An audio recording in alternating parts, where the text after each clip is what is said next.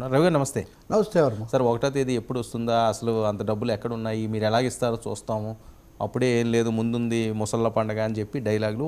1వ తేదీన చంద్రబాబు నాయుడు గారు సీఎం హోదాలో, ఉప ముఖ్యమంత్రుల హోదాలో పవన్ కళ్యాణ్ గారు సక్సెస్ఫుల్గా వాళ్ళ ఇంటికే తీసుకువెళ్ళి మరొకటి నిమ్మల రామానాయుడు గారు అయితే కాళ్ళు గడిగి మరి ఆ పెన్షన్ ఇవ్వడం అది పెద్ద ఎత్తున వైరల్ అవుతుంది. వర్మ గారు, ఇప్పుడు చంద్రబాబు నాయుడు ప్రభుత్వం ఈరోజు పెన్షన్లు ఇవ్వదనే ఎవరికి సందేహం లేదు వాస్తవానికి. ఎందుకంటే రాజకీయంగా వీటి భారం లాంగ్ టర్మ్లో ఏమవుతుంది, ఆ మాట ఖజానా చూసుకోవాలి, ఆ మాట పవన్ కళ్యాణ్ చెప్పారు, చంద్రబాబు చెప్పారు. సమస్య అంతా ఏమంటే వైసీపీ వాళ్ళు ఏమన్నారు, తెలుగుదేశం వాళ్ళు ఏమన్నారు అన్న కోణంలో చూడాల్సినటువంటి అవసరమే లేదు. ప్రభుత్వం అనేది ఒక కొనసాగింపు అనుకుంటే ఒకరి మీద ఒకరు విమర్శలు చేసుకున్నారు, ఆ హామీలు ఇచ్చారు. బొత్స సత్యనారాయణ ఈరోజు నిన్న మాట్లాడారు. రియల్ పాలిటీషియన్ అంటే ఒక మామూలు క్యాజువల్గా కాకుండా వాస్తవంగా ఆయనండి ప్రభుత్వం మారింది, పెన్షన్లు ఇస్తున్నారు, చాలా మంచిది, మిగిలినవి కూడా నిలబెట్టుకోవడానికి అవన్నీ ఏం చేస్తారో మేము చూస్తాము.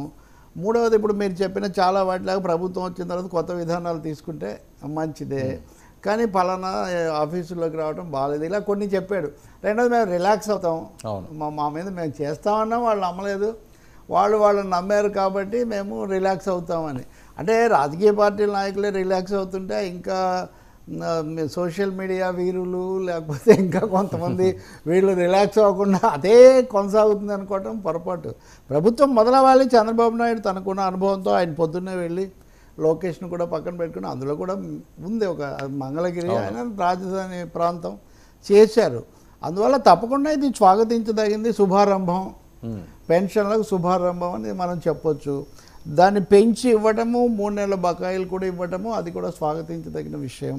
మూడవది, వాలంటీర్లను లేకుండా సచివాలయ సిబ్బంది ద్వారా ఇచ్చారు, అదే ఇతర ఉద్యోగులు అవసరమైతే ఉపయోగిస్తామని.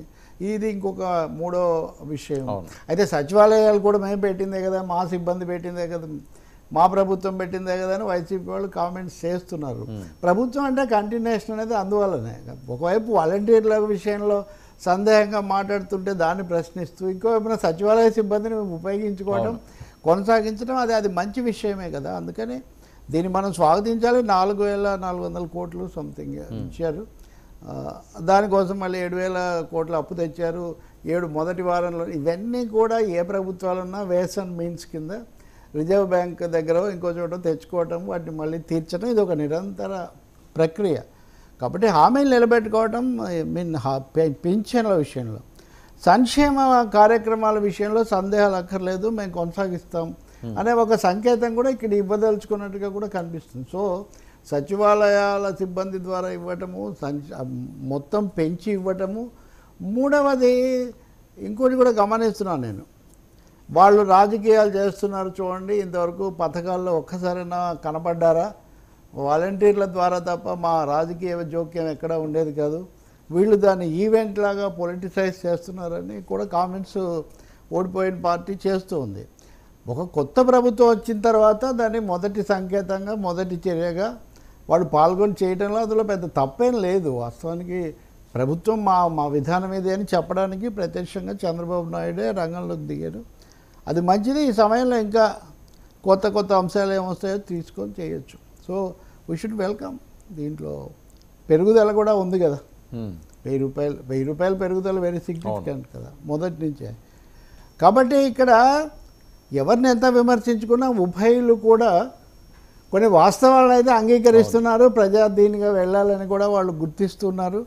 ఆ వాస్తవికతను మనము తప్పకుండా ఆమోదించాలి, ఆహ్వానించాలి కూడా. ఇలాంటి వాతావరణమే కావాలి, క్రియాశీల కార్యాచరణ కావాలి, చేసిన వాగ్దానాల అమలు కావాలి, రాష్ట్రానికి మేలు జరగాలి, అది మంచి పని. సో ఏదైతే వీటి మీద ఉన్నాయో అంశాలు, ప్రధానంగా వెల్ఫేర్ అంశాలు అన్నది అవి సక్సెస్ఫుల్గా ముందు సాగాల్సిన